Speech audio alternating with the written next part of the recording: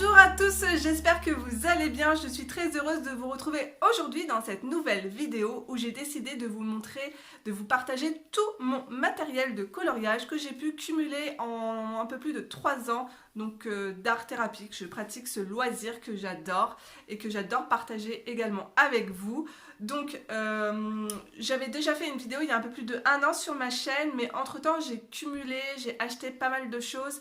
Alors ce sera un peu une vidéo update de mon matériel de coloriage et je vais la faire en plusieurs parties, peut-être 2 parties. Je vais commencer par le matériel, tout ce qui est aquarellable, ensuite tout ce qui est crayon de couleur, feutre, et enfin je finirai par le petit matériel. Donc c'est parti, on y va, je vous montre tout ça, plan bureau, ce sera plus pratique pour moi. Allez, on y va. Alors, je commence tout de suite avec tous mes crayons aquarellables. Alors, je possède la boîte de Derwent Inktense, donc la 72. Alors, c'est la plus grosse boîte qu'il existe chez Derwent Inktense, voilà. Donc, contrairement chez Caran d'Ache ou Faber-Castell avec les Supracolor, par exemple, vous avez plus de 120 crayons. Et pareil, les Albrecht Dürer de chez Faber-Castell, vous avez une gamme de 120 crayons de couleur aquarellables. Donc, chez Derwent, ça s'arrête à 72. Mais les couleurs sont juste magnifiques. Très pigmenté. Hop, donc ça se présente sur 2 racks. Voilà. Je trouve juste que le plastique là, il est très mou. Et la boîte, elle se ferme pas bien du tout. Limite, des fois, j'ai peur de faire tomber tous mes crayons. Donc, je vous montre les teintes. Donc, elles sont super belles. Super éclatante.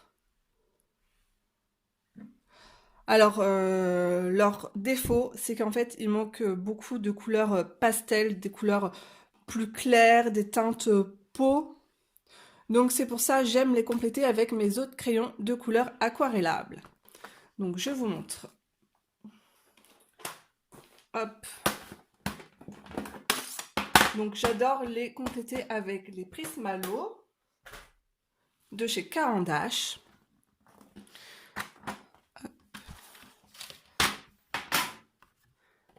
Donc, vous voyez, les teintes, c'est carrément autre chose. Elles sont vraiment très belles aussi. Donc ici, on a des teintes couleur peau. Alors, les crayons sont, contrairement aux Inktense, ce sont des crayons ronds. Et là, vous avez donc des crayons de forme, ils sont hexagonaux. Je suis moins fan, je préfère quand les crayons sont ronds, moi. Et ils sont très légers. La mine est très fine, mais alors par contre, aucun problème. Je n'ai jamais cassé une mine.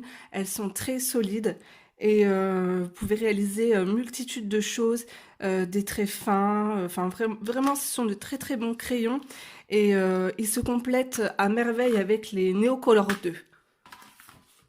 Je les aime beaucoup.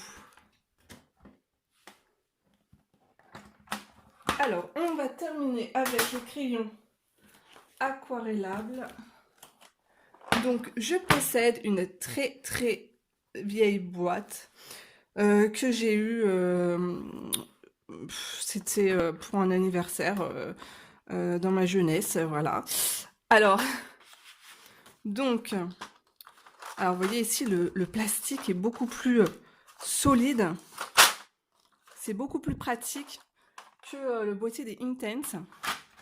Donc ce sont les Goldfaber. Alors c'est vrai que maintenant ils ont ressorti donc les Goldfaber, mais moi j'ai la boîte de 60 crayons et les nouveaux ça s'arrête à...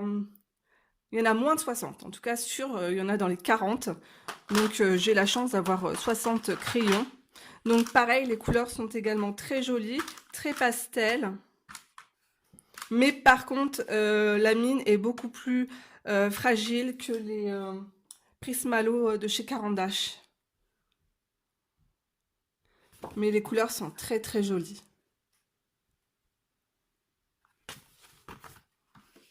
Je les aime beaucoup. Pareil, le crayon est très fin, la mine est très fine, c'est très léger. Mais ça reste des crayons de très bonne qualité.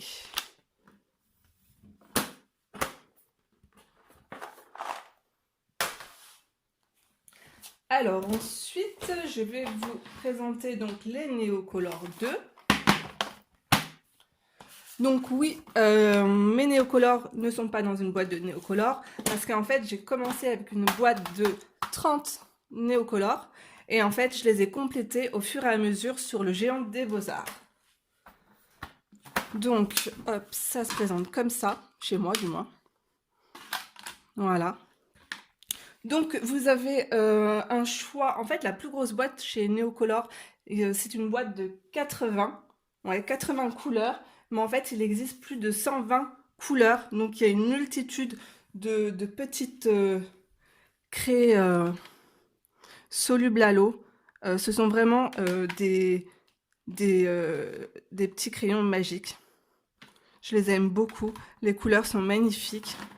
C'est un pur régal de colorier avec. Mais beaucoup de personnes réalisent que des fonds avec. Et moi, j'aime les utiliser souvent sur tout le coloriage. Donc, je vous montre ce que ça donne. Les couleurs sont vraiment très très belles. Donc, il faudrait que je refasse mon nuage aussi au propre. J'ai aussi des couleurs irisées. Donc voilà, en fait, au fur et à mesure que j'ai des nouvelles teintes, je les rajoute comme ça. Hop.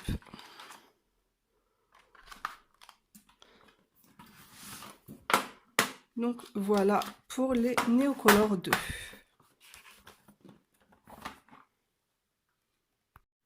Alors ici, à l'intérieur de ma boîte de Neocolor 2, j'ai rangé toutes mes aquarelles nacrées. Voilà, j'ai rassemblé toutes mes aquarelles nacrées. Alors il y a plein de marques différentes, voilà. Il y en a même de chez Action à l'intérieur.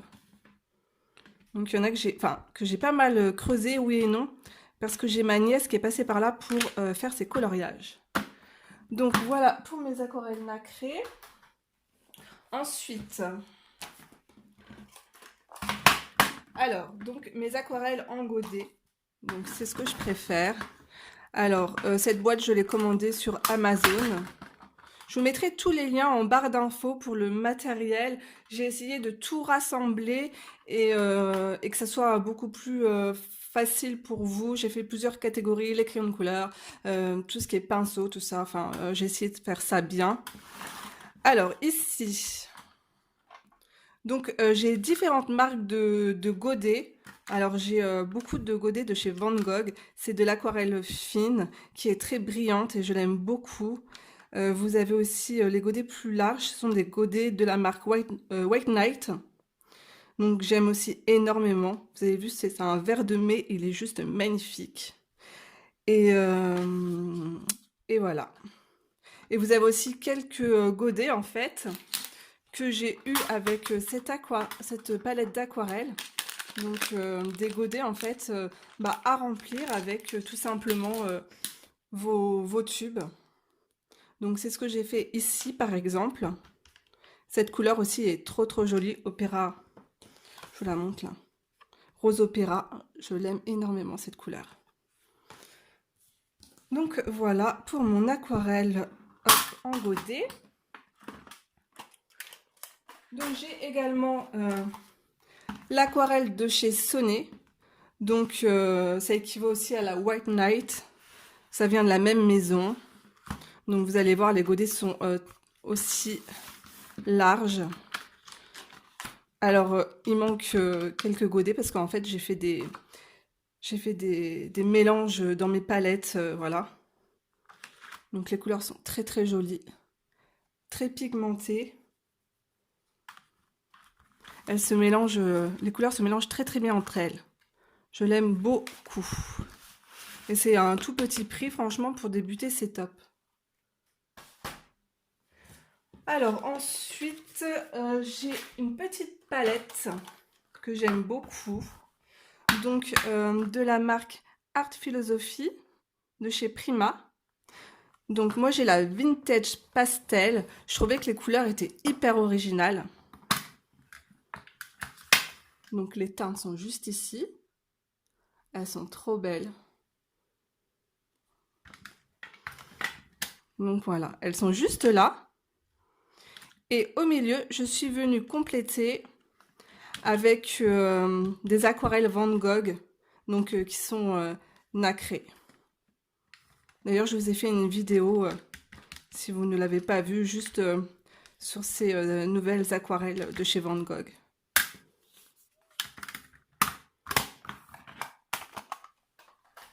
Alors, donc, un indispensable pour moi, dorénavant, dès que je colorie, je sors toujours cette palette de chez Caran d'Ache. Alors en fait, elle a une double fonction. Donc ici, vous avez un côté granuleux où vous allez pouvoir déposer vos crayons de couleur aquarellables ainsi que vos Neocolor 2, voilà, pour pouvoir faire vos mélanges tout simplement. Et ici, vous avez une surface beaucoup plus lisse pour pouvoir poser en fait votre aquarelle en godet ou tout simplement vos feutres que vous voulez aquareller.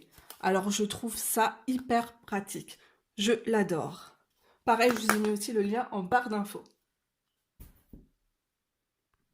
Donc je possède également des aquarelles en tube de la marque Zenacolor. Je vous montre les teintes.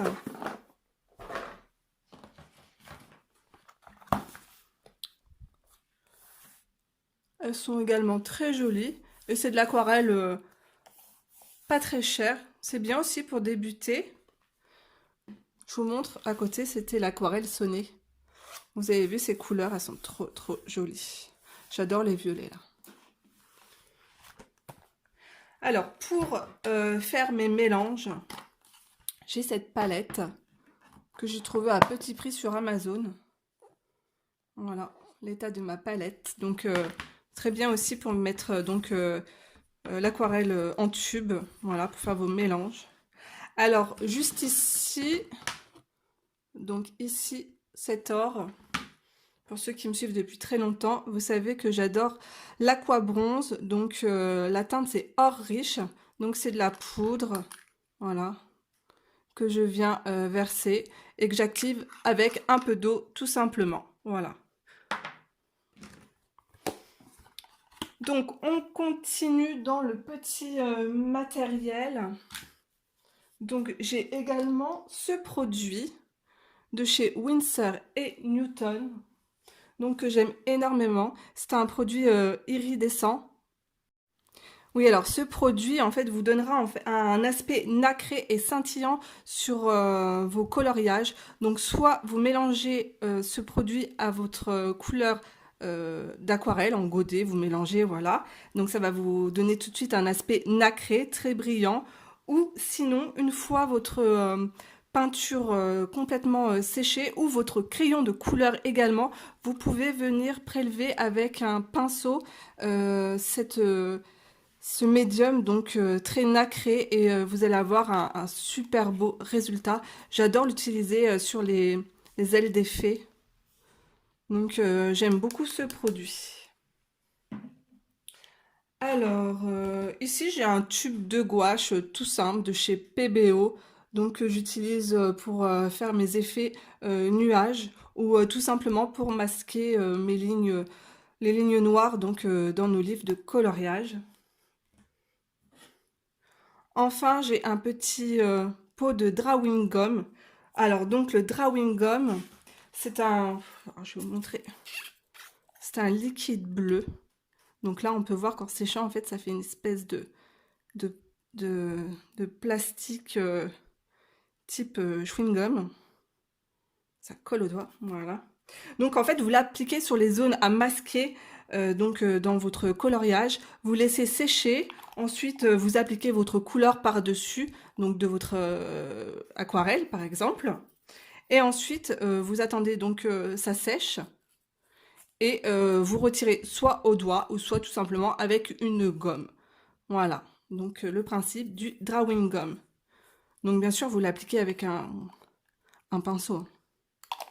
Donc voilà pour le drawing gum. Alors, pour le petit matériel, c'est fait. Donc ici, je possède également donc des gelatos de la marque de Faber-Castell.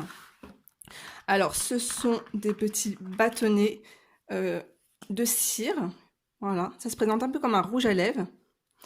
Vous pouvez les utiliser, moi j'adore les utiliser à sec. Je les travaille au doigt. C'est vraiment hyper méga crémeux. Et vous pouvez aussi les utiliser aquarellés. Et certaines personnes les utilisent aussi avec de l'essence sans odeur. Mais ça, l'essence sans odeur, chez moi, j'en ai pas. Alors, j'ai de la peinture aussi acrylique, toute simple, de chez Action. Voilà. Que j'ai utilisé pour faire des effets cerisiers. J'ai également des brochaux. Donc les brochaux, ce sont ces petits pots. Je vous montre, ils sont juste là. Donc j'en ai 6. Donc les couleurs sont ici. J'ai également le marron. Et en fait, vous pouvez faire des combinaisons de couleurs. Voilà, j'aime bien ici, là.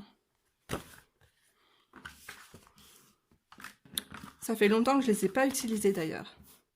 Le bleu turquoise est juste magnifique. Alors ici, toujours de la marque Sonnet, j'adore cette marque. Ici, c'est de la gouache de couleur métallique. Vous avez 6 pots. Donc, je vous montre les teintes. Donc, c'est vraiment très, très brillant et opaque aussi. C'est surtout ça que je cherchais. Donc, ça se présente comme ça. Donc là, on peut voir que le produit... Oh, je ne sais pas si vous verrez bien. Le produit est biphasé. En fait, il faut bien le secouer avant de l'utiliser. Voilà. Donc, j'aime énormément aussi cette gouache métallique. J'adore le rendu. Alors, on continue. Donc là, j'ai du gesso tout simple de la marque Action. Voilà, pareil, pour masquer les lignes dans nos livres de coloriage. Ici, pour le papier, donc j'utilise ce papier qui était très bien noté donc sur Amazon. Alors vous avez 30 feuilles, donc c'est un papier sans acide. Il est assez blanc et il est top parce qu'en fait il passe dans mon imprimante tout simplement. Pourtant c'est du 300 grammes, ouais. Donc papier pressé à froid. Il est vraiment très très bien.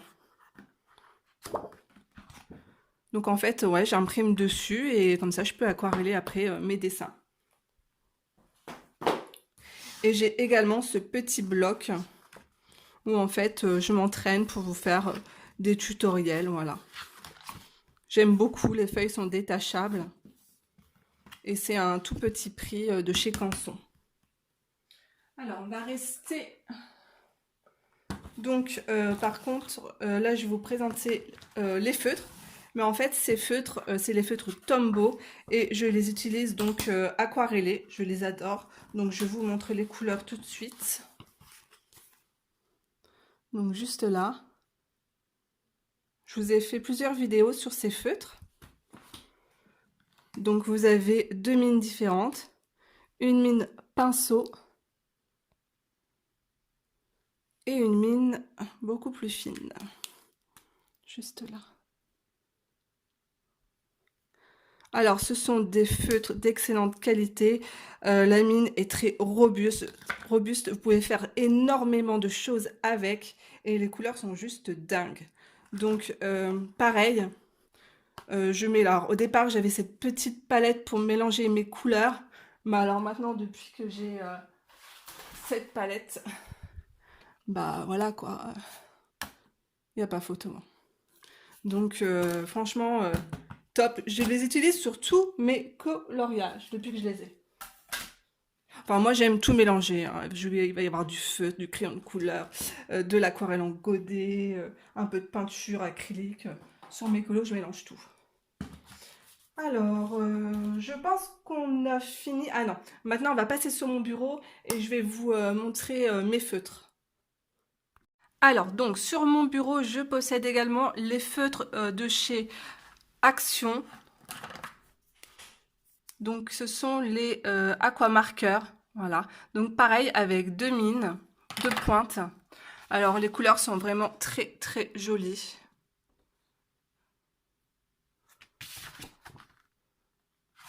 Alors, en fait, je les utilisais jamais, mais depuis que j'ai ma planche Caran d'Ache, et ben, en fait, je les utilise. C'est bête, mais voilà. Donc, je les aime également énormément. Ensuite, pour les feutres, je vais avoir hop, les Stabilo. Donc, Stabilo Pen 68. Pareil, je les utilise aussi sur ma planche Caran d'Ache et je les aquarelle en fait.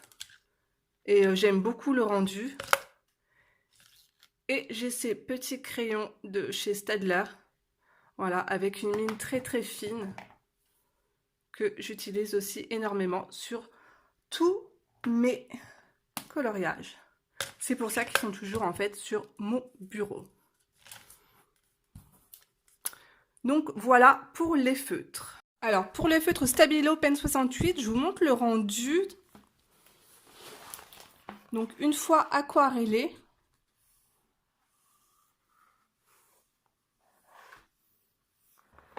voilà, donc on pense pas, mais tous vos feutres à base d'eau, vous pouvez les utiliser soit sur un CD, après vous prélevez la couleur avec votre pinceau et on peut les utiliser dans nos livres de coloriage, voilà. Et puis vous pouvez avec peu de feutres avoir une multitude de couleurs en mélangeant vos feutres les uns avec les autres.